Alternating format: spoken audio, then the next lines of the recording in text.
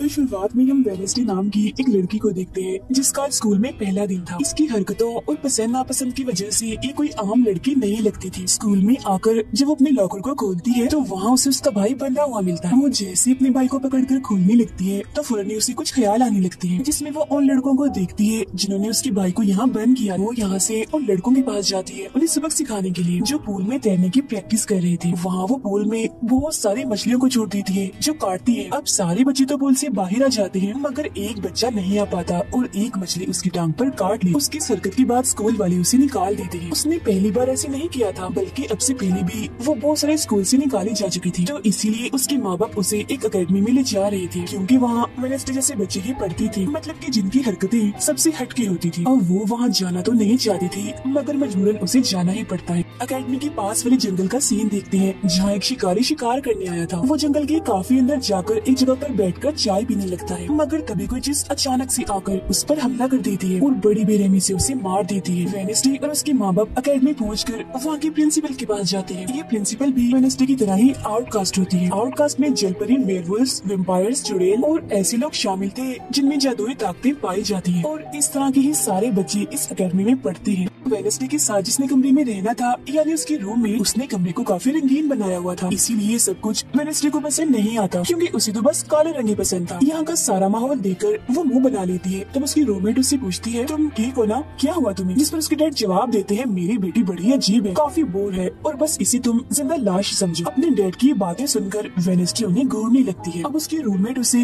पूरी अकेडमी घुमा रही थी कि तभी एक लड़का वहाँ आकर वेनेसडे से उसकी फेसबुक आईडी मांगता है, जिस पर वो कहती है, मैं कोई भी सोशल मीडिया इस्तेमाल नहीं करती, क्योंकि सोशल मीडिया हड्डियों को सड़ा देने वाली सिर्फ एक बीमारी है और कुछ भी नहीं। जाने से पहले वेनेसडे की मॉम उसे कहती है, अब तुम यहाँ से कभी भाग नहीं पाओ। जिस पर वो कहती है, देख लीजिएगा, मैं आपसे वादा करती हूँ कि जल्दी मैं यहाँ से भाग जाऊंगी। वहाँ से जाते वक्त उसके डैड वहाँ एक हाथ छोड़ देते हैं ताकि वो वेनेसडे पर नजर रख सके। उधर जंगल में जब पुलिस छानबीन करने आती है तो उन्हें उस शिकारी की लाश के टुकड़े अलग अलग जगहों पर पड़े मिलते हैं। ऐसा हादसा वहाँ पहली बार नहीं हुआ था, बल्कि तीसरी बार ऐसा हुआ कि अकेडमी के इस जंगल में कोई मारा गया। और वेनेसडे अपने कमरे की सारी रंगीन चीजें हटा देती है और अपनी रूममेट से कहती है, शोर मत करो, कमरे में शांति बनाओ, क्योंकि ये मेरे नॉवल लिखने का वक्त। मगर वो तो गाना लगाकर डांस करने लगती है, जिससे वेनेसडे को गुस्सा आ गया था और वो उसे गाना बंद करने को कहती है। तो वो रूममेट अपने पंजे दिखाकर उसे डराने लगती है, क्योंकि वो थी एक वेयरवुल्फ, मतलब कि आधी इंसान और आधी वुल्फ। तभी इधर एक टीचर आती है जो काफी अच्छी थी और वो वेनेसडे को वेलकम के तौर पर एक फूल गिफ्ट देती। अब अगले दिन जब वेनेसडे कहीं जा रही थी तो उसके डैड का छुड़ा हुआ वो हाथ छुप छुप कर उसे देख रहा था, और फिर तभी उसके ऊपर एक स्टैचू गिरने वाला था। मगर बिल्कुल ठीक वक्त पर एक लड़का जिसका नाम जेवियर है उसे बचा लेता, लेकिन इस हड़बड़ी में वो बेहोश हो गई थी। और जब उसे होश आती है तो बजाय जेवियर का शुक्रिया अदा करने की, वो उसे कहती है कि मुझसे ये उम्मीद मत रखना कि मैं तुम्हारी शुक्रगुजार रहूंगी, क्योंकि तुमने मुझे बचाकर गड़बड़ कर दी, मेरी इतनी अच्छी मौत को टाल दिया। तब जेवियर कहता है, मैं तुम्हें काफी पहले से जानता हूँ, जब हम 10 साल की थे तब हमारी मुलाकात हुई थी, हम दोनों खेल रहे थे तो मैं जाकर एक ताबूत में छुप गया। लोग मुझे जलाने ही वाले थे मगर तुमने मेरी जान बचा ली, और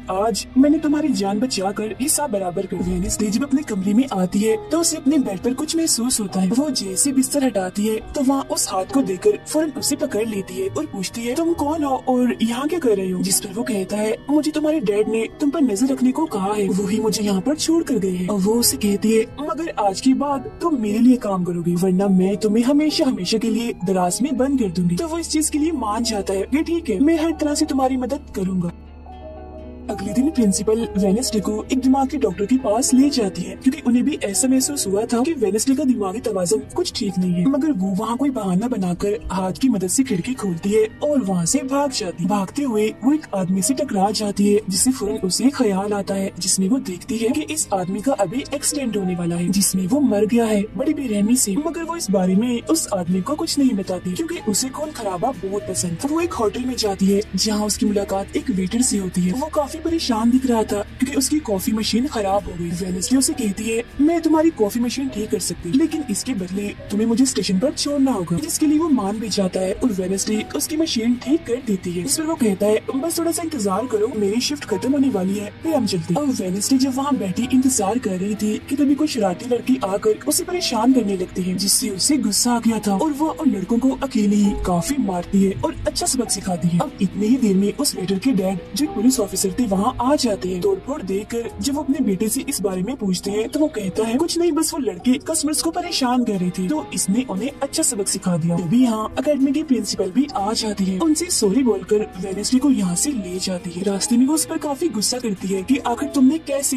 अकेडमी से भागने की कोशिश की। तभी उन्हें रास्ते में एक एक्सीडेंट हुआ नजर आता है जो उसी आदमी का था जिससे वेडनेसडे टकराई थी, जो देख प्रिंसिपल घबरा जाती है। कहती है मेरी दुआ है ड्राइवर को कुछ न हुआ हो, जिस पर वेडनेसडे कहती है वो तो मर गया है और उसकी गर्दन भी टूट गई है। फिर अकेडमी में आने के बाद वेडनेसडे गिटार बजाने लगती है। वो काफी अच्छा बजा रही थी जिसकी धुन प्रिंसिपल के साथ साथ काफी बच्चों को भी पसंद आती है। रूममेट जब कमरे में आती है तो उसकी नजर हाथ पर पड़ती है जिस बारे में वो वेडनेसडे से पूछती है कि ये क्या चीज है, जिस पर वो जवाब देती है कि ये हमारी एडम फैमिली का एक मेंबर है। अब हम एक अनजान लड़के को देखते हैं जो लाइब्रेरी में जाकर एक किताब से एक सफा फाड़ लेता है जिस पर एक तस्वीर बनी हुई। उधर हाथ में डर के घर पहुंच जाता है जिसे देख वो काफी डर गया था और उसे मारने लगता है। फिर हाथ उसे बैठने का इशारा करके उसे वेडनेसडे का नंबर देता है और उसे फोन करने का कहता है। फिर जब वेटर उसे कॉल करता है तो वो कहती है कि हमारी अकेडमी में एक त्योहार मनाया जाने वाला है जहाँ सभी बच्चे आएंगे। मैं वहाँ से भागने वाली हूँ और अगर तुम मुझे स्टेशन तक पहुँचा दोगी तो मैं तुम्हें काफी अच्छा इनाम दूंगी, जिस पर वो वेटर मान भी जाता है। जब वो त्योहार में जाती है तो देखती है कि प्रिंसिपल की नजर मुझ पर ही है, इसीलिए वो एक आदमी को पैसे देकर प्रिंसिपल का ध्यान भटकाने का कहती है। अब वेटर वहाँ आकर वेडनेसडे के जाने से पहले उसे उसके डैड का एक पुलिस रिकॉर्ड तोहफे में देता है जो उसने अपने डैड की फाइल्स में से चुराया था, क्योंकि उसके डैड एक पुलिस ऑफिसर जो थे। अब उस रिकॉर्ड को लेकर जैसे वो यहाँ से जाने लगती है तो तभी वो उस लड़के से टकरा जाती है जिसने बुक में से तस्वीर को फाड़ा था। टकराते ही वेडनेसडे को उस लड़के की मौत के ख्याल आने लगते हैं कि वो थोड़ी देर में मरने वाला है, जो बहुत ही भयानक थी। वो लड़का जंगल की तरफ जाने लगता है तो वेडनेसडे भी उसके पीछे जाती है और कहती है रुक जाओ, जंगल में मत जाओ, तुम्हारी जान को खतरा है, तुम मर जाओगे। मगर तभी वो उसे अपने जादू से उड़ाकर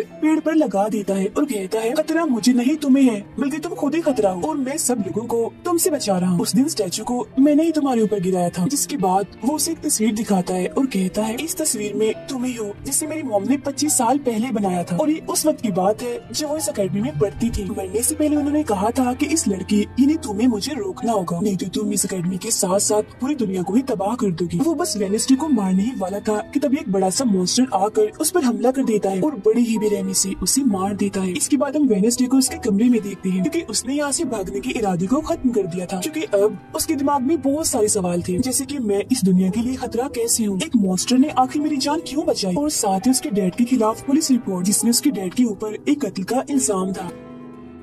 अब अगले दिन पुलिस ऑफिसर वहाँ आते हैं क्योंकि वेडनेसडे ने ये रिपोर्ट लिखवाई थी कि उस अनजान लड़के की मौत मैंने अपनी आंखों से होती हुई देखी जंगल में। मगर पुलिस को वहाँ ना कोई लाश मिलती है और ना ही कोई ठोस सबूत। तो वेडनेसडे से पूछते हैं कि आखिर तुम इतनी रात को जंगल में कर क्या रही थी, जिस पर वो कहती है मैंने जंगल में उस लड़की को जाती हुई देखा था और जब मैंने उसका पीछा किया तो देखा कि एक मॉन्स्टर ने आकर उसे मार दिया है, जिसके बाद में बेहोश हो गई। तो फौरन प्रिंसिपल पुलिस ऑफिसर से कहती है उस लड़के का कोई कत्ल नहीं हुआ, वो जिंदा है, बस यहाँ से भाग गया है, इसीलिए आपको वेडनेसडे की बातों का यकीन नहीं करना चाहिए। अक्सर इसे इस तरह के दौरे पड़ते रहते, हम इसका इलाज करवा रहे हैं, जल्दी ही ठीक हो जाएगी। फिर जब प्रिंसिपल वहाँ से जाती है तो वो ऑफिसर से कहती है कि जंगल में कोई तो है जो सबको मार रहा है और उसी ने उस लड़के को भी मारा है। मगर तभी वहाँ वो लड़का आ जाता है जो जिंदा था और बिल्कुल सही सलामत भी। अब अगले दिन जब वेडनेसडे को डॉक्टर के पास ले जाया जाता है तो वो उससे पूछती है कि क्या तुमने ये अफवाह इसलिए फैलाई कि सभी की तवज्जो तुम पर हो जाए, यानी कि तुमने उस लड़के की मौत होते हुए देखा। जिस पर वो कहती है मैं जानती हूँ मैंने क्या देखा है, ओके, मुझे तुम्हें बताने की कोई जरूरत नहीं है। अगले दिन उसे पता चलता है कि उसी लड़के को बगैर किसी वजह से अकेडमी से निकाला जा रहा है, इसीलिए वो अपने साथी और साथ को उस लड़के के पीछे लगा देती है। अब प्रिंसिपल के कहने पर वेडनेसडे एक एक्टिविटी में हिस्सा लेती है जिस मकसद के लिए वो क्लब ज्वाइन करती है, जहाँ उसके साथ सिर्फ एक ही लड़का था जिसके साथ उसकी दोस्ती हो जाती है। जब हाथ उस लड़के के पीछे जाता है तो देखता है कि वो अपना रूप बदल रहा है, जहाँ पहले वो एक बुरा इंसान और फिर अकेडमी के प्रिंसिपल का रूप ले लेता है। जिसके बाद हाथ आकर ये सारी बात वेडनेसडे को बता देता है। अब जब क्लास शुरू होने वाली थी तो जेवियर उससे कहता है कि मेरी साथ वाली सीट खाली है तो तुम यहाँ बैठ जाओ, तो वो उसके साथ आकर बैठ जाती है। जेवियर यहाँ मकड़ी की तस्वीर बना रहा था और फिर अपने जादू से वो उसे जिंदा भी कर देता है, मगर एक एक झटके में वेडनेसडे उसे मार देती है, फिर उसकी राख उड़ा देती है। अब एक लड़की जो काफी बदतमीज थी और विलन में थी, उसकी और वेडनेसडे के बीच काफी बहस हो जाती है क्योंकि दोनों ही एक दूसरे से काफी चिढ़ती थी, एक दूसरे को जरा भी पसंद नहीं करती थी। फिर इसके बाद वेडनेसडे अपनी जगह अपनी रूममेट को उस क्लब में भेज देती है, जहाँ वो वो एक्टिविटी की प्रैक्टिस कर रही थी और खुद वो अकेले ही चली जाती है एकेडमी की उस जंगल में मॉन्स्टर को ढूंढने के लिए। वेडनेसडे को वहाँ उस अनजान लड़के का टूटा हुआ चश्मा भी मिलता है। वही अनजान लड़का जिसे मॉन्स्टर को मारता हुआ इसने देखा था। और अब जैसे ही वो इस चश्मे को छूती है तो लाइब्रेरी में उसे वहाँ एक किताब भी दिखती है। तो वो उस किताब को खोजने लाइब्रेरी में चली जाती है, मगर उसे वहाँ उस तरह की कोई भी किताब नहीं मिलती। जिसके बाद वो चुपके से जेवियर के कमरे में चली जाती है, क्योंकि वो लड़का और जेवियर एक ही कमरे में रहते थे। वेडनेसडे और हाथ यहाँ पर उस किताब को ढूंढ रहे थे, मगर तभी यहाँ जेवियर आ जाता है, जिस वजह से वो बेड के नीचे छुप जाती है। तभी जेवियर के पास वो विलन लड़की भी आती है और उसे कहती है तुम मुझसे क्यों नाराज हो, अच्छा गुस्सा छोड़ो, सुलह कर लो। जिस पर वो मना कर देता है। अब उसकी इनकार पर विलन लड़की को लगने लगता है कि ये सब वो वेडनेसडे की वजह से कर रहा है, इसलिए वो कहती है कि कल मैं वेडनेसडे समेत तुम्हारे सभी साथियों की कश्तियों की धज्जियां उड़ाने वाली हूँ। बेड के नीचे छुपे वेडनेसडे और हाथ भी उसकी ये बात सुन लेती। कमरे में वापस आने के बाद वेडनेसडे अपने रूममेट से कहती है कि कल जो कश्तियों की रेस होने वाली है मैं भी उसमें हिस्सा लूँ, और कुछ भी हो जाए उस घमंडी लड़की यानी विलन को मैं हरा कर ही रहूंगी। अब अगले दिन जब रेस शुरू होती है तो बताया जाता है कि इस मुकाबले का कोई भी असूल कानून नहीं है। जो भी टीम सबसे पहले गुफा में जाकर झंडे को लाएगी वही टीम जीत जाएगी। जिसकी फौरन बाद गेम शुरू हो जाती है और विलन भी अपनी चालें चलना शुरू कर देती है। वो अपनी एक जलपरी साथी की मदद से एक टीम की कश्ती को तुड़वा देती है, जिससे वो पूरी टीम पानी में गिर जाती है। मगर फिर जब वो जलपरी वेडनेसडे की कश्ती की तरफ आ रही थी तो हाथ उससे पहले ही जाल फेंककर उसे जाल में फंसा लेता है। अब किनारे तक सिर्फ तीन टीम्स पहुँच पाती है और जब सारे लोग झंडा लेने अंदर जाते हैं तो रूममेट अपने पंजों से जोकर टीम की कश्ती में छेद कर देती है। फिर सभी के साथ वेडनेसडे जब झंडा लेकर आ रही थी तो उसे ख्याल आता जिसमें वो अपनी ही जैसी एक लड़की को देखती है जिसके हाथ में किताब थी। होश में आने पर झंडा लेकर वो वापस से कश्ती में चली जाती है। जोकर्स की कश्ती तो छेद होने की वजह से वहीं पर ही डूब जाती है, जबकि जलपरी दोबारा से वेडनेसडे की कश्ती पर हमला करने लगती है, मगर हाथ पानी में जाकर जलपरी को जोर से मुक्का मार। अब वेडनेसडे अपनी कश्ती से बहुत सारे तीर निकाल कर विलन की कश्ती में छेद कर देती है, जिससे उसकी कश्ती डूब जाती है और वेडनेसडे की टीम इस रेस को जीत जाती है। अब ये 4 साल में पहली बार हुआ था जब उस विलन को किसी ने हराया था, इसलिए आज वो गुस्से में आग बबूला हुई।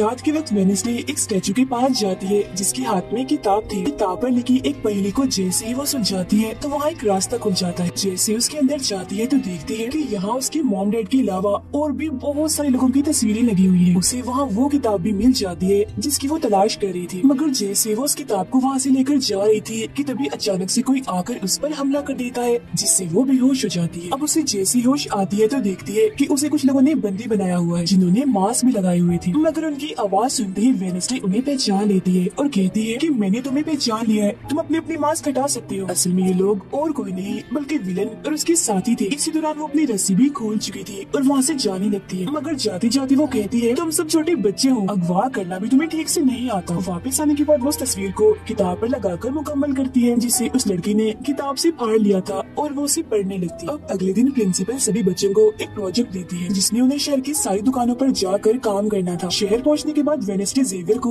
वो किताब दिखाकर पूछती है कि क्या तुम इस किताब को पहचानते हो, जिस पर वो कहता है हाँ, इस किताब को लेकर मेरे और उस लड़के के बीच में लड़ाई भी हुई थी जिसके बारे में तुमने कहा था कि मॉन्स्टर ने उस पर हमला कर दिया था। ये किताब एक जादूगर की है और 30 सालों से भी ज्यादा पुरानी है, तो तुम इसके साथ क्या कर रही हो। ये सुन उससे पूछती है तुम उस जादूगर के बारे में और क्या जानते हो। वो कहता है कुछ खास नहीं, अगर तुम उस जादूगर के बारे में जानना चाहती हो तो तुम्हें उसके घर जाना होगा जो काफी पुराना एक खास घर है। अकेडमी के सारे बच्चे भी अलग अलग दुकानों में जाकर काम करने लगते हैं। वेडनेसडे एक वेट्रेस बनी थी, मगर उसका नखरा गुस्सा देखकर कोई भी उसे खाने की चीज नहीं लेता। वेडनेसडे का दोस्त पेस्ट्री खा रहा था कि तभी शरारती बच्चे आकर उसे परेशान करने लगते हैं और बस फिर होना क्या था, वेडनेसडे वहाँ आती है और उन्हें खूब मारती है। इसके बाद वो अपने उस दोस्त को लेकर जादूगर के घर जाती है ताकि वो सारी सच्चाई जान सके कि आखिर बात क्या है और उस किताब के बारे में भी। उसे वहाँ जादूगर की बहुत सारी चीजें और एक पेंटिंग भी दिखाई देती है। पेंटिंग में वो उसी लड़की को किताब पकड़ी हुई देखती है जो उसे गुफा के पास भी दिखी थी। उसके ख्याल में जब उनकी रेस में वेडनेसडे झंडा लेने गई, फिर उसे वहाँ इस पेंटिंग वाली लड़की की किताब भी मिल जाती है, मगर वो खा लेती क्योंकि वो नकली थी। इतनी ही देर में वहाँ एक औरत आती है तो वेडनेसडे उसे असली किताब के बारे में पूछती है, जिस पर वो कहती है कि वो किताब तो चोरी हो गई थी और इस वक्त तुम जहाँ खड़ी हो ये भी उस जादूगर का असली घर नहीं है। इसके बाद वेडनेसडे वेटर से मिलने उसके होटल जाती है और उससे जादूगर के असली घर के बारे में पूछती है तो वो उसे असली घर के बारे में बता भी देता है। जहाँ से वेडनेसडे अकेले उस घर में चली जाती है, वहाँ उसे एक बूढ़ा आदमी मिलता है जो उसे कहता है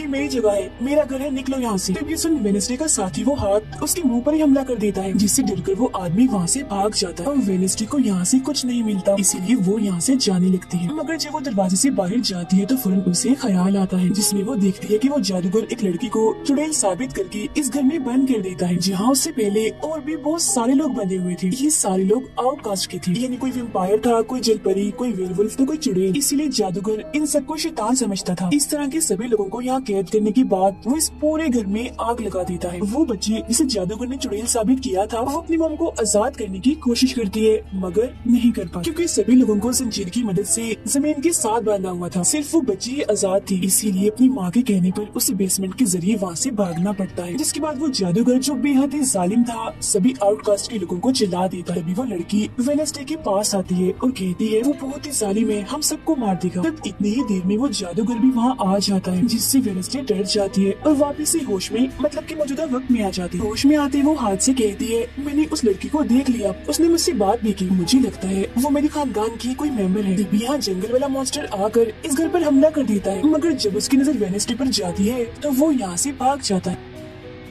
वेडनेसडे और हाथ उसका पीछा करते हैं, मगर देखते हैं कि मॉन्स्टर के कदमों के निशान तो इंसानी पैरों के निशान में बदल गए। अगले दिन उस जादूगर की मूर्ति को इज्जत के तौर पर एक जगह पर लगाया जाने वाला था, क्योंकि शहर के लोग तो उसे अपना हीरो ही मानते थे। और आज वेडनेसडे को वहाँ गिटार बजाने के लिए बुलाया गया था, लेकिन वो लोग जैसे मूर्ति लगाकर अपना काम करने लगते हैं तो तभी वो हाथ नीले फेंक कर मूर्ति को आग लगा देता है, क्योंकि वेडनेसडे के कहने पर उसने पहले ही मूर्ति पर पेट्रोल डाल दिया था। आग देखकर सारे लोग वहाँ से भाग जाते हैं, मगर वेडनेसडे अभी भी वहाँ बैठी गिटार बजा रही होती है। साथ ही वो मूर्ति को जलता हुआ देखकर खुश भी हो रही थी। अब प्रिंसिपल को वेडनेसडे पर ही शक था, मगर उसके खिलाफ प्रिंसिपल के पास कोई सबूत नहीं था। अब जादूगर के जिस पुराने घर में वेडनेसडे गई थी, जहाँ वो बूढ़ा आदमी था, वो अभी भी वही रुका हुआ था। मगर तभी वो मॉन्स्टर वहाँ आता है और उस बूढ़े आदमी पर हमला कर देता है। लेकिन मरते मरते वो बूढ़ा आदमी मॉन्स्टर की 2-3 तस्वीरें अपने कैमरा में बना ही लेता है। पुलिस को जब ये खबर मिलती है तो फौरन छानबीन करने पहुँच जाते हैं, जहाँ उन्हें बूढ़े आदमी के कैमरा से मॉन्स्टर की तस्वीर भी मिल जाती है। अगले दिन हाथ मुर्दा घर जाकर वहाँ लगी कैमरा पर कोई चीज लगा देता है, ताकि जो वो करे उसे कोई ना देख सके। फिर वो दरवाजा खोलता है तो वेडनेसडे अंदर आती है। वो यहाँ दरअसल उस बूढ़े आदमी के जख्मों को देखने आई थी, जिसे उस मॉन्स्टर ने मारा था। वो बूढ़े आदमी की लाश को देखकर सारा डेटा अपने पास रिकॉर्ड कर लेती है, जबकि हाथ उसकी एक फाइल बनाने में लग जाता है। तभी वहाँ डॉक्टर और पुलिस ऑफिसर भी आ जाते हैं। तब छुपने के लिए वेडनेसडे एक बॉक्स मिस हो जाती है। जब डॉक्टर उस बॉक्स को खुला हुआ देखते हैं तो फौरन उसे चेक करते हैं, मगर जब वेडनेसडे को उसमें पड़ा हुआ देखते हैं तो उन्हें लगता है कि ये भी एक लाश है, इसीलिए वो उस बॉक्स को बंद करके वहाँ से चले जाते हैं। मगर फिर जब हाथ उसे वहाँ से लेने आता है तो वो कहती है, अच्छा तंग मत करो प्लीज, थोड़ी देर और सुने तो बड़ा मजा आ रहा है। फिर इसके बाद वो अपनी छानबीन से ये पता लगवा लेती है कि वो मॉन्स्टर असल में जिस्म के हिस्सों को इकट्ठा कर रहा है। फिर अगले दिन जब वो अकेडमी जाती है तो उसे जेवियर की गर्दन पर किसी के पंजों के निशान दिखते हैं। अब हम जेवियर को एक केबिन से बाहर आता हुआ देखते हैं, और क्योंकि वेडनेसडे को उसके जख्मों पर पहले से ही शक था तो वो भी उसका पीछा करते करते वहाँ आ गई थी। उससे वहाँ पर बहुत सारे मॉन्स्टर की ड्राइंग्स और तस्वीरें दिखती हैं। एक तो तस्वीर को लेकर जैसे वो वहाँ से जाने लगती है तो तभी जेवियर उसे देख लेता है और जाने से रोक देता है, मगर वेडनेसडे उसका ध्यान भटकाने के लिए उसे बस एक ही बात कह देती है कि क्या तुम आज रात होने वाली डांस पार्टी में मेरे साथ चलोगी। जिसके बाद वो जेवियर की बनाई मॉन्स्टर की ड्राइंग्स ले जाकर पुलिस ऑफिसर को दे देती है, जिस पर वो कहते हैं इससे हम किसी को भी नहीं पकड़ सकते, कोई ठोस सबूत लेकर आओ। अब वेडनेसडे अपनी सारी रिसर्च को अपने दोस्त के सामने रख देती है ताकि वो उसकी मदद कर सके। उनमें से एक ड्राइंग को देखकर उसका दोस्त कहता है कि मैं इस जगह के बारे में जानता हूँ। जिसके बाद वो वेडनेसडे को उस जगह पर ले जाता है, जो एक गुफा थी, जिसके अंदर जाकर उन्हें बहुत सारी हड्डियाँ और एक हथकड़ी भी मिलती है। थोड़ा छानबीन करने पर उसे वहाँ एक नोकदार बड़ा सा नाखून भी मिलता है, जिसे वो अपने पास रख लेती है। जिसके बाद वो जेवियर के पेंटिंग वाली केबिन में जाती है और डस्टबिन से एक कपड़ा जिस पर खून लगा हुआ था उसे निकाल कर अपने पास रख लेती है। जैसे वो वहाँ से जाने लगती है तो तभी वहाँ जेवियर आ जाता है और उसे पूछता है, तुम यहाँ मेरे केबिन में क्या कर रही हो। उसके बाहर डालकर वो उसे पूछती है, ये जो चोट तुम्हारी गर्दन पर है ये तुम्हें कैसे लगी। तब वो बताता है कि पिछले कुछ दिनों से ये मॉन्स्टर मेरे सपनों में आ रहा है, इसीलिए मैं इसकी ड्राइंग्स बनाता हूँ। मगर एक दिन मैंने अपने जादू पर से कंट्रोल खो दिया और ड्राइंग के अंदर से मॉन्स्टर की पंजे ने निकलकर मुझे नोच लिया। लेकिन अब क्योंकि वेडनेसडे उस पर शक कर रही थी, इसलिए वो उस पर काफी गुस्सा करता है और फौरन उसे यहाँ से जाने का कहता है। अब वेडनेसडे वो खून लगा कपड़ा और नाखून जाकर पुलिस ऑफिसर को दे देती है और कहती है, ये लो ठोस सबूत और बेशक DNA टेस्ट करवा लो, मेरे ख्याल से इतना सबूत काफी होगा, है ना। वो अपने दोस्त के पास जाती है और कहती है कि डांस पार्टी में जाने के लिए हमारे साथ कोई नहीं है, तो हम ऐसा करते हैं, डांस पार्टी में नहीं जाते बल्कि गुफा में जाकर मॉन्स्टर को ढूंढते। जिसके बाद रात को वेडनेसडे अपने दोस्त के साथ जंगल में जाने की तैयारी कर रही थी, मगर तभी उसके दरवाजे पर वेटर तैयार होकर आता है, क्योंकि हाथ में उसे वेडनेसडे की तरफ से डांस पार्टी में चलने की दावत भेजी थी। अब क्योंकि वेटर काफी खुश था तो वेडनेसडे उसका दिल तोड़ना नहीं चाहती थी, इसीलिए वो अपने गुफा में जाने वाले प्लान को खत्म करके वेटर के साथ पार्टी में जाने का फैसला करती है। जब वेडनेसडे वहाँ से जाने लगती है तो उसका दोस्त वहाँ आता है, तो वो उसे कहती है आई एम सॉरी, मैं पार्टी में जा रही हूँ, हम ऐसा करते हैं कल गुफा में जाएंगे। लेकिन उसका दोस्त बगैर बताए अकेला ही उस गुफा में चला जाता है। उधर पार्टी में सारे लोग आकर काफी एंजॉय कर रहे थे, सब लोग अपने अपने साथी को लेकर पार्टी में आए हुए थे, जहाँ जेवियर अपने साथ उस विलन लड़की को लाया था। लेकिन जब वेडनेसडे वेटर के साथ वहाँ आती है तो उन दोनों को साथ देखकर जेवियर जलने लगता है। जब सब लोग डांस कर रहे थे तो वेडनेसडे की डांस करने की स्टाइल से सारे लोग काफी हैरान रह जाते हैं, क्योंकि वो काफी अजीब तरह से ही डांस कर रही थी। उधर जंगल में वेडनेसडे का दोस्त भी पहुंच गया था और छुपकर मॉन्स्टर की आने का इंतजार कर रहा था, मगर तभी वहाँ कोई आता है और उस गुफा में धमाका करके भाग जाता है। जेवियर लगातार उन दोनों को देखकर जल रहा था, इसीलिए वो विलन लड़की से कहता है कि तुम अपना लॉकेट उतारो और अपने जेल परी से मेरे लिए मदद मांगो ताकि मैं वेडनेसडे को भूल जाऊं। जो सुन विलन लड़की भड़क जाती है और उसे कहती है कि तुम तो पहले ये कहते फिर रही थी कि मैंने अपने जेल परी से तुम्हें अपने काबू में किया है और अब तुम्हें किसी को बुलाने के लिए मेरी ही मदद चाहिए। तभी बाहर शरारती लड़कों का ग्रुप टैंकर लेकर आता है और डांसिंग क्लब के पंप में वो बड़ा सा पाइप लगा देते हैं और फिर तभी अचानक उस पार्टी में खून की बारिश होने लगती है, क्योंकि जो टैंकर वो शरारती लड़के लाए थे जिसका पाइप उन्होंने लगाया था उसमें दरअसल खून था। ये देख सारे लोग घबरा जाते हैं और पार्टी से भागने लगते हैं, मगर वेडनेसडे वहीं खड़ी रहती है क्योंकि उसे तो अब और मजा आ रहा था, क्योंकि वो बारिश खून की नहीं बल्कि कलर की थी जिसमें वो काफी एंजॉय कर रही थी। तभी वेडनेसडे को ख्याल आता है जिसमें वो देखती है कि उसका दोस्त अकेला ही जंगल में चला गया है, जहाँ वो मुसीबत में है, उसकी जान खतरे में है, इसलिए वो जंगल की तरफ उसे बचाने के लिए भाग जाती है। उसके दोस्त के पीछे दरअसल वो मॉन्स्टर पड़ गया था जिससे बचकर वो भाग रहा था। वो मॉन्स्टर एक बार उस पर हमला करता ही है कि तभी वेडनेसडे उसे ढूंढते हुए वहाँ आ जाती है, तो मॉन्स्टर उसे देखकर वहाँ से भाग जाता है। वो अपने दोस्त को बेहोश पड़ा हुआ देखकर काफी घबरा जाती है। इतनी ही देर में उसकी टीचर भी उसका पीछे करते करते वहाँ आ गई थी, जिसके बाद उसके दोस्त को हॉस्पिटल ले जाया जाता है और वेडनेसडे खुद वापस अपने अकेडमी में आ जाती है, जहाँ वो अपने डैड पर लगे इल्जाम को समझाने की कोशिश कर रही थी कि आखिर सच क्या। अकेडमी में सारे माँ बाप अपने बच्चों से मिलने आते हैं क्योंकि आज मीटिंग थी। प्रिंसिपल सबको बताती है कि वेडनेसडे के दोस्त की हालत में सुधार हो रहा है, कुछ दिन के बाद ठीक होकर वो वापस आ जाएगा। मगर दूर खड़ी वेडनेसडे अपने रूममेट को बताती है कि ये झूठ है, वो तो कोमा में है बेचारा। तभी यहाँ दोनों के माँ बाप आ जाते हैं और ये उनसे मिलने चली जाती है। वेडनेसडे अपने मॉम डैड को बताती है कि जब से आपने मुझे यहाँ छोड़ा है मेरे ऊपर बहुत सारे हमले हुए हैं। अब इन सभी को अपनी अपनी फैमिली से मिलता हुआ दूर खड़ी जेवियर और विलन लड़की देख रहे हैं, क्योंकि उनकी मॉम डैड आज भी नहीं आए। अब विलन लड़की सुधर गई होती है, साथ ही उसकी जेवियर के साथ दोस्ती भी हो गई थी, तो अब से हम उसे जेवियर की दोस्त कहते हैं। तब इतनी ही देर में उसकी मॉम भी इधर आ जाती है, जिसे देखकर वो काफी हैरान थी। वेडनेसडे के माँ बाप प्रिंसिपल से मिलते हैं तो वो कहती है कि वेडनेसडे काफी अजीब तरह से सबसे पेश आती है, इसे डॉक्टर के पास ले जाए इलाज करवाने के लिए। अब इससे पहले वहाँ उसके माँ बाप कुछ कहते फौरन वो बोल पड़ती है कि रुकिए जरा डैड, मैं आपसे कुछ पूछना चाहती हूँ। ये देखिए एक लड़का जिसका नाम गैरेट है, इसके कत्ल का इल्जाम आपके सर पर क्यों है और ये कौन था? तो वेडनेसडे की मॉम उसे कुछ भी बताने से इनकार कर देती है, तो वो अपनी मॉम को ये कहकर यहाँ से चली जाती है कि मत बताइए, बाकी सबूत में खुद ढूंढ लो। वो सीधा जाती है हॉस्पिटल अपने दोस्त से मिलने, जहाँ उसका ख्याल वेडनेसडे का साथी हाथ रख रहा था। अब पता चलता है कि डॉक्टर ने अपनी जान ले ली और ये डॉक्टर वही था जिसके मुर्दा खाने से वेडनेसडे बूढ़े आदमी की लाश को देखने आई। मरने से पहले डॉक्टर ने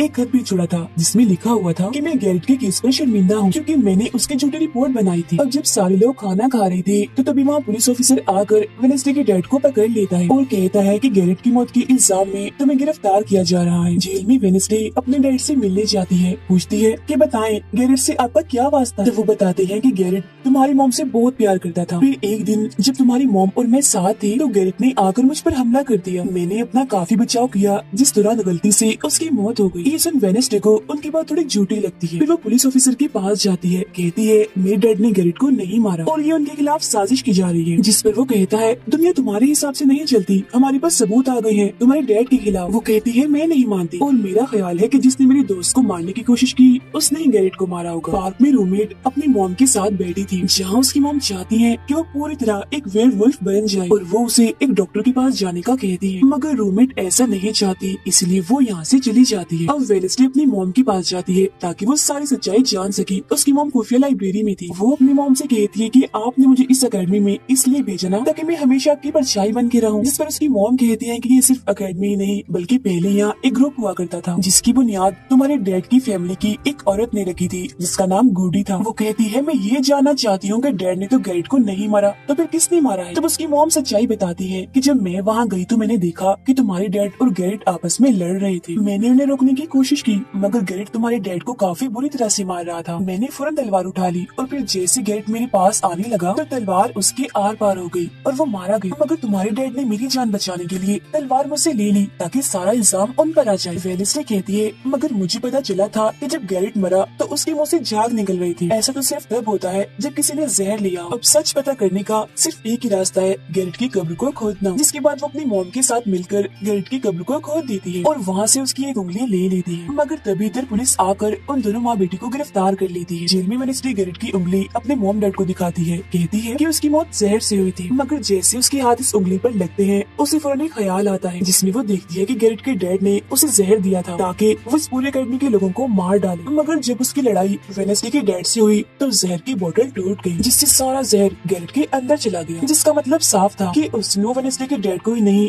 बल्कि पूरी अकेडमी को ही खत्म करने आया था। जेल से रिहा होने के बाद वेडनेसडे और उसकी मॉम मेयर के पास जाती है, कहती है आपने गैरेट की मौत के सच को छुपाया, उसकी मौत जहर से हुई थी न कि तलवार से, और ये बात साबित भी हो गई है। जो सुन मेयर सब कुछ सच बता देता है, जिसके बाद वेडनेसडे के डैड को भी रिहा कर दिया जाता है। अब वेडनेसडे अपनी मॉम को बताती है कि मुझे बहुत ख्याल आते हैं, जिस पर उसकी मॉम कहती है कि ये खासियत हमारे खानदान में है, ख्याल सबको आते हैं। अगर ख्याल हमारे कंट्रोल में ना रहे तो ये हमें पागल बना सकते हैं, इसीलिए हमारे खानदान के पुराने लोग आकर हमें आसान रास्ता बताते हैं और ट्रेनिंग देते हैं। तो वेडनेसडे फौरन बोलती है जैसे गुडी एडम्स, जिसके बारे में आपने बताया था कि वो मेरे डैड के खानदान की है। जिस पर उसकी मॉम कहती है कि मुझे नहीं पता, बहरहाल तुम होशियार रहना, क्योंकि गुडी एडम्स बदला चाहती थी जिसके चक्कर में वो खुद भी नहीं बच पाई। फिर सबके माँ बाप अपने अपने बच्चों से मिलकर जा रहे थे। रूममेट अपनी मॉम को कहती है आप फिक्र मत करना, जब मुझे वेयरवुल्फ बनना होगा मैं बन जाऊँ। जाने से पहले वेडनेसडे की मॉम उसे वही किताब देती है जो अक्सर प्रिंसिपल के पास हुआ करती थी। वो किताब लेकर वेडनेसडे प्रिंसिपल के पास जाती है, कहती है कि उस अनजान लड़की को आपने मारा था, मैंने देखा था, जिसके बारे में मैंने कहा था कि उसे मॉन्स्टर ने मारा है, क्योंकि वो आप ही हो जो खुद को बदल बदल कर लोगों को मार रही हो। मैं ये बात अब पुलिस को बता दूंगी। जिस पर प्रिंसिपल कहती है नहीं,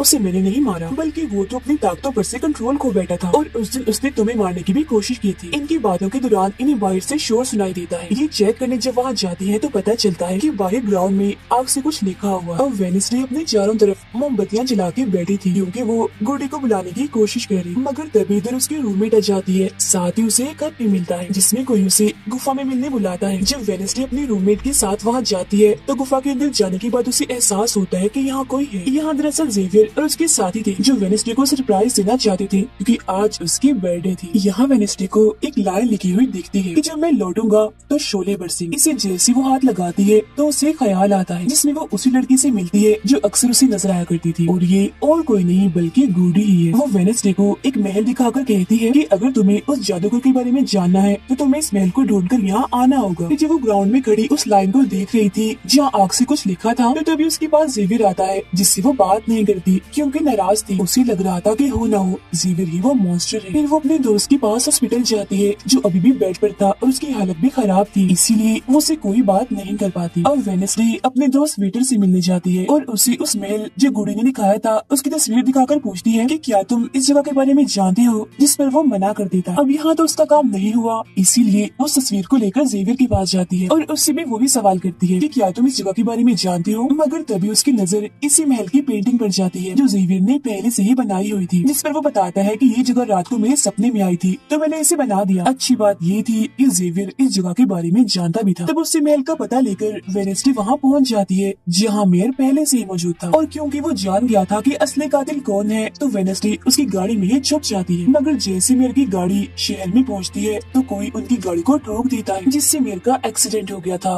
वो काफी जख्मी हो जाते हैं, उनकी हालत मरने वाली हो गई। फिर अब रात के वक्त वेडनेसडे वेटर और अपने रूममेट के साथ उसी महल में आती है। यहाँ उसे ऐसा महसूस होता है जैसे कोई इधर रह रहा है क्योंकि मोमबत्तियाँ गर्म थी और ये कमरा बिल्कुल साफ था। इतनी ही देर में वो मॉन्स्टर भी यहाँ आ जाता है जिससे बचने के लिए ये लोग छुप जाते हैं। हैं। ये लोग देखते हैं कि जिन जिन लोगों पर मॉन्स्टर ने हमला किया था उनके जिस्म के कटे हुए हिस्से यहाँ पर पड़े हुए हैं। अब वेडनेसडे अपने दोस्तों को मॉन्स्टर से बचाना चाहती थी, इसलिए वो उन्हें यहाँ से ले जाती है। ये वेटर के घर जाते हैं, जहाँ जैसे उसकी डेड आती है तो वेडनेसडे उन्हें कहती है कि मैं आपको कुछ दिखाना चाहती हूँ, क्योंकि वो पुलिस ऑफिसर जो थे वो जब उन्हें महल में ले जाती है तो वहाँ पर कुछ भी नहीं था। मतलब जिस्म के कटे हुए हिस्से जो पहले यहाँ पर रखे हुए थे अब वो वहाँ पर नहीं पड़े थे, जिससे पुलिस ऑफिसर को गुस्सा आ जाता है और वो कहते हैं कि आज के बाद तुम मेरे बेटे से नहीं मिलोगी। अब जब वेडनेसडे एकेडमी आती है तो वहाँ उसे प्रिंसिपल मिलती है, जो कहती है कि तुम्हें मैंने कहीं भी जाने से मना किया था, मगर तुमने मेरी बात ना मानकर अच्छा नहीं किया। जिस पर वो जवाब देती है, मैं सच का पता लगवाने गई थी, इसलिए मैं माफी नहीं मांगूंगी, मैंने कुछ गलत नहीं किया है। जिसके बाद वो प्रिंसिपल को एक पेंटिंग भी दिखाती है जिसमें वो जादूगर था और वेडनेसडे खुद थी। बताती है कि इसीलिए वो अनजान लड़का मुझे मारना चाहता था, क्योंकि उसे लग रहा था कि एकेडमी के लिए मैं खतरा हूँ, मगर खतरा दुश्मन कातिल तो कोई और ही है, जबकि मैं तो इस एकेडमी और सबको बचाना चाह रही हूँ, तो मुझे एक मौका मिलना चाहिए। प्रिंसिपल कहती है नहीं, तुम कहीं नहीं जाओगी, आगे से ऐसी कोई भी गलती की तो मैं तुम्हें एकेडमी से निकाल दूंगी। और वहाँ से वो ये कहकर चली जाती है। वो जब अपने कमरे में वापस आती है तो देखती है कि रूममेट अपना सामान पैक कर रही है, क्योंकि वो यहाँ से जा रही है। वो गुस्से में वेडनेसडे से कहती है कि तुम्हें सिर्फ अपना काम ही निकलवाना आता है, ये चाहे इसके लिए तुम्हारे दोस्तों की जान क्यों ना चली जाए, आज वो अजीब सा मॉन्स्टर हमें भी मार देता। जिसके बाद वो यहाँ से चली जाती है। अब वेडनेसडे बिल्कुल अकेली रह गई थी, इसलिए कमरे में एक जगह बैठकर वो उस बॉक्स को देखने लगती है जो वो जादूगर के महल से चुरा कर लाई थी। उसे बॉक्स के नीचे एक खत मिलता है जिसमें वेडनेसडे की अपनी ही बहुत सारी तस्वीरें होती है, जो देख वो कहती है मेरी एडम्स फैमिली, जादूगर, मॉन्स्टर और मैं शायद किसी न किसी तरीके से जुड़े हुए हैं। और जब ये बात मेल को पता चली तो किसी ने उनका मुंह बंद कर दिया, मगर मैं चुप नहीं बैठूंगी और तुम जो कोई भी हो मैं तुम्हें ढूंढ लूंगी देखना। अब मेल की मौत हो गई थी और जब उन्हें दफनाया जा रहा था तो वेडनेसडे वहाँ आती है और सोचने लगती है कि कातिल यहाँ आए लोगों में से कोई है, मगर तभी उसे जंगल में कोई दिखता है। वो पीछे करती है तो पता चलता है कि और कोई नहीं बल्कि उसका अंकल है। अंकल बताते हैं कि मेरे ऊपर चोरी का इल्जाम है, तो कुछ वक्त के लिए मुझे छुप के रहना होगा। तब वेडनेसडे उन्हें एक केबिन में छुपा देती है और मॉन्स्टर की तस्वीर दिखाकर पूछती है कि आप इसके बारे में कुछ जानते हैं, जिस पर वो कहते हैं मैं ज्यादा कुछ तो नहीं जानता, अगर तुम इसके बारे में जानना है तो तुम्हें खुफिया लाइब्रेरी में जाना होगा। वहाँ एक तिजोरी में डायरी है जिसमें इस मॉन्स्टर के बारे में सब लिखा है। आधी रात को वेडनेसडे उस लाइब्रेरी में जाती है जहाँ जेवियर पहले से ही मौजूद था। तब ये उसे कहती है जहाँ जहाँ मॉन्स्टर से हमला हुआ है वहाँ तुम पाए गए हो, तो हो ना हो मॉन्स्टर तुम ही हो। मगर वो उसकी बात को अनसुनी करके यहाँ से चला जाता है। तभी इधर उसके अंकल आते हैं। ये मिलकर डायरी को ढूंढ लेते हैं जिसमें इस मॉन्स्टर के बारे में सब कुछ लिखा था कि ये मॉन्स्टर किसी के कंट्रोल में भी आ सकता है, और फिर बस ये अपने मालिक के कहने पर ही काम करता है। रात के वक्त वो अपने साथी हाथ को कहती है कि मैं वेटर से मिलने जा रही हूँ, तब तक तो मेरी डायरी का ख्याल रखना। कि जब वेटर के साथ गुफा के अंदर जाती है तो देखती है कि यहाँ उसने गुफा को सजाया हुआ है, क्योंकि वो उसे शादी के लिए पूछने वाला था। वापिस आकर वेडनेसडे देखती है कि उसके कमरे का सारा सामान इधर उधर बिखरा पड़ा है और उसकी डायरी को चुरा कर यहाँ से ले गया है। फिर जैसे वो अपने साथी हाथ को देखती है तो घबरा जाती है, क्योंकि उसकी हथेली में किसी ने चाकू आर पार कर दिया था और अब उसमें जान नहीं थी, वो मर गया था। फिर वो हाथ को लेकर जल्दी से अपने अंकल के पास आती है और दुखी होती हुई कहती है प्लीज अंकल कैसे भी करके हाथ को जिंदा कर दीजिए। तब अंकल बार बार बिजली के झटके उसे देते हैं जिससे वो जिंदा हो जाता है। वो उसे पूछती है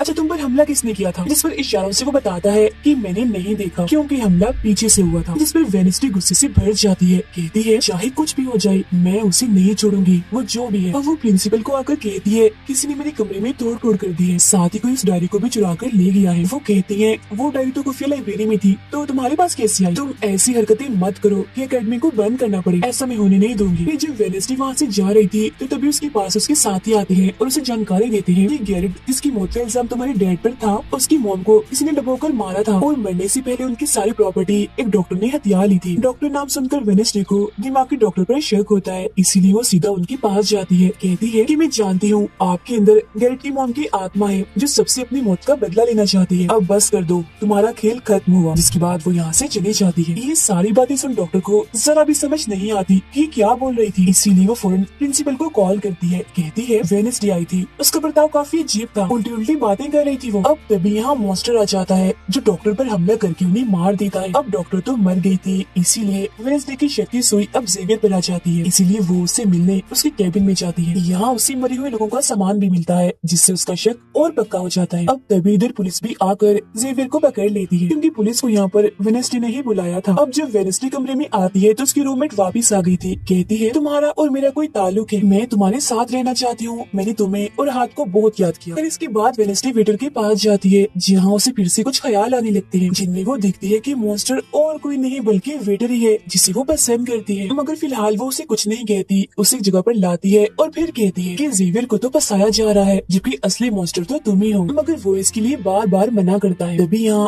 वेडनेसडे के सारे दोस्त भी आ जाते हैं और वेटर को पकड़कर कुर्सी से बांध देते हैं। अब वेडनेसडे उस पर जुल्म करना चाहती है मगर उसके दोस्त ऐसा करना नहीं चाहते, इसीलिए वो यहाँ से चले जाते हैं। फिर जैसे ही वो वेटर को मारने के लिए आगे बढ़ती है कि तभी वेटर के डैड पुलिस ऑफिसर यहाँ आ जाते हैं और वेडनेसडे को गिरफ्तार कर लेते हैं। हालांकि वो उन्हें कहती भी है कि असली कातिल आपका बेटा है, वही मॉन्स्टर है ये, मगर वो उसकी एक नहीं सुनती। फिर जब वो यहाँ से जा रही थी तो वेटर उसके पास आता है, कहता है कैसा लगा हारना, अभी तो और भी बहुत कुछ होना बाकी है बच्चों। जिसके बाद प्रिंसिपल भी वेडनेसडे को कह देती है कि तुमने सारी हदें पार कर दी, इसीलिए तुम्हें एकेडमी से निकाला जा रहा है। लेकिन अभी भी वो बार बार एक ही बात कह रही थी कि वेटर ही असली मॉन्स्टर है, मगर फिर भी वो उसकी एक नहीं सुनती और जाने का कहती है। तब आखिरी बार वेडनेसडे जेवियर से मिलने जाती है जो जेल में बंद था और उससे नाराज भी था क्योंकि वेडनेसडे ने उसे पुलिस के हवाले किया था। हालांकि वो उसे बताती भी है कि मॉन्स्टर वेटर है और उसने मेरे जरिए तुम्हें फंसाया है। वो उसकी एक नहीं सुनता, कह देता है कि सारी मुसीबत की जड़ तुम हो, अगर तुम ये एकेडमी छोड़ के चली जाओगी तो कुछ भी गलत नहीं होगा। ये बात सुनने के बाद वो एक सेकंड भी नहीं रुकती और यहाँ से चली जाती है। वो अपने कमरे में आकर अपना सारा सामान पैक करती है, जिसके बाद वो सभी से आखिरी मुलाकात करती है। सबसे आखिर में वो अपने दोस्त से मिलने हॉस्पिटल में जाती है, कहती है मैं तो जा रही हूँ, तुम अपना ख्याल रखना और हाँ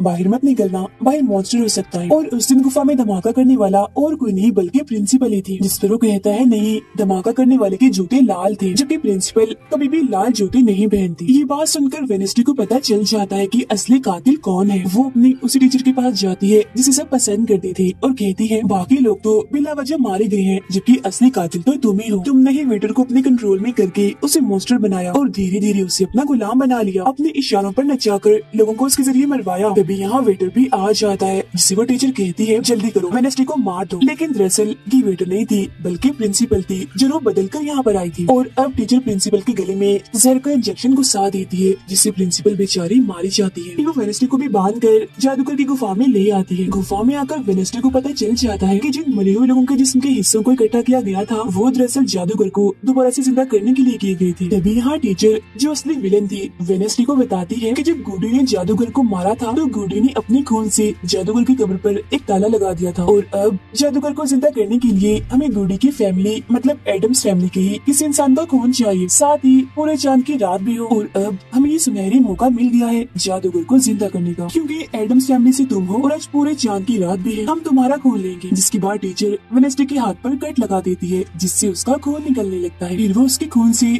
जादूगर की कब्र का ताला खोल देती है और फिर अगले ही पल जादूगर भी जिंदा होकर अपने कब्र से बाहर आ जाता है। बाहर आते ही वो वेडनेसडे को चाकू मार देता है जिससे वो जख्मी हो जाती है। इसके बाद वो एकेडमी को खत्म करने के लिए चला जाता है। अब तभी यहाँ गुडी एडम्स आती है और वेडनेसडे को बिल्कुल ठीक कर देती है, मतलब कि उसके जख्म, और कहती है मैंने तुम्हें ठीक तो कर दिया है मगर अब के बाद मैं तुम्हें नजर नहीं आऊंगी। जंगल के रास्ते से जब वेडनेसडे जा रही थी तो तभी उसके सामने वेटर आ जाता है। उसे टीचर कंट्रोल कर रही थी इसीलिए वो मॉन्स्टर बनकर उस पर हमला कर देता है। वो बस उसे मारने ही वाला था कि तभी यहाँ एक वेयरवुल्फ आ जाती है जो और कोई नहीं बल्कि रूममेट थी जो आज पहली बार वेयरवुल्फ बनी थी। वो भी सिर्फ वेडनेसडे को बचाने के लिए। यहाँ वेयरवुल्फ और मॉन्स्टर के बीच काफी खतरनाक लड़ाई होती है जिसमें वेयरवुल्फ मॉन्स्टर पर भारी पड़ रही थी और उसे काफी मारती है, अच्छा मजा चखाती है। इसके बाद वेडनेसडे जादूगर से लड़ने उसे रोकने के लिए एकेडमी में आ जाती है जहाँ वेडनेसडे को बचाने के लिए जेवियर पहुँच जाता है। अब जैसे जादूगर जेवियर को मारने वाला था तो तभी सामने वेडनेसडे आ गई थी और वो बेचारी खुद जख्मी हो जाती है, मगर फिर भी वो जेवियर को कहती है कि तुम यहाँ से जाओ और बाकी एकेडमी वालों को बाहर निकालो क्योंकि ये हम जैसे आउटकास्ट के लोगों को नहीं छोड़ेगा। जिसके बाद वो फिर से खड़ी हो जाती है, उसके हाथ में तलवार भी थी जिसकी मदद से वो जादूगर से लड़ती है, मगर जादूगर काफी ताकतवर था इसीलिए वो उसके सामने नहीं टिक पाती। वो बस उसे मारने ही वाला था कि तभी इधर जेवियर की दोस्त आकर जादूगर का ध्यान भटका देती है। जिस दौरान मौका देकर वेडनेसडे उठती है और तलवार की एक टुकड़ी को जादूगर के दिल की आर पार कर देती है क्योंकि ऐसा उसे गुडी एडम्स ने करने को कहा था। जहाँ जादूगर एक बार फिर से मर जाता है और उसका जिस्म जलने लगता है और राख बनकर उठ जाता है। जादूगर के मरते ही यहाँ वो टीचर आ जाती है जिसके हाथ में गेंद थी जिसे वो वेडनेसडे पर तान देती है क्योंकि वो उसे मारना चाहती है, मगर तभी यहाँ वेडनेसडे का दोस्त भी आ गया था जिसके पास बहुत सारी मधुमक्खियाँ थी। वो उन सभी मधुमक्खियों को टीचर पर छोड़ देता है जिससे उसका भी काम तमाम हो जाता है। जब वेडनेसडे अपने मिशन में कामयाब होकर बाहर आती है जहाँ सारे लोग खड़े थे तो वो वहाँ अपने रूममेट को भी देखती है जो अब वेयरवुल्फ से अपने असली रूप में आ गई थी। यहाँ वो दोनों पहली बार गले मिलती है, मगर हैरत अब वेडनेसडे को कोई भी ख्याल नहीं आ रहा था। कुछ वक्त के बाद वेडनेसडे अपना नॉवल भी पूरा कर लेती है, मगर वो इसका एंड नहीं करती, यानी कि उसे खत्म नहीं करती और आगे बस एक सवालिया निशानी छोड़ देती है। वो जेवियर से मिलने जाती है जहाँ वो उसे गिफ्ट देता है जिसमें मोबाइल था। वो इस गिफ्ट को ले तो लेती है मगर कुछ नहीं कहती और वहाँ से चली जाती है। फिर जब वो अपनी गाड़ी में थी तो उसके पास मैसेज आता है जिसमें उसकी कुछ तस्वीरें थी और साथ ही ये मैसेज भी था कि मैंने तुम पर नजर रखी हुई है, जिससे वो सोच में पड़ जाती है कि टीचर तो मर गई है मगर अब उसके बाद ये कौन है जो सब कर रहा है। इसी सोच में वो अपने घर के लिए निकल जाती है। जिसके बाद हम पुलिस की गाड़ी को देखते हैं जिसमें वो वेटर को बांधकर कहीं ले जा रहे थे क्योंकि उन्हें भी पता चल गया था कि ये असली मॉन्स्टर है, इसे बस कोई कंट्रोल करता है। मगर तभी अचानक से वेटर दोबारा मॉन्स्टर बन जाता है और सभी पुलिस वालों को मार देता है। इसका मतलब ये था कि टीचर की तरह अभी भी कोई है जो इसे कंट्रोल कर रहा है और वो लोगों को मरवाता रहेगा इसके जरिए। और ये अनजान इंसान वही हो सकता है जिसने वेडनेसडे को मैसेज किया, यानी कि अभी भी कोई है जो अकेडमी को बंद करवाने में लगा है और मॉन्स्टर के जरिए खून खराबा कत्ल होना आम ही रहेगा। और इसी के साथ ही ये सीजन इधर ही खत्म हो जाता है।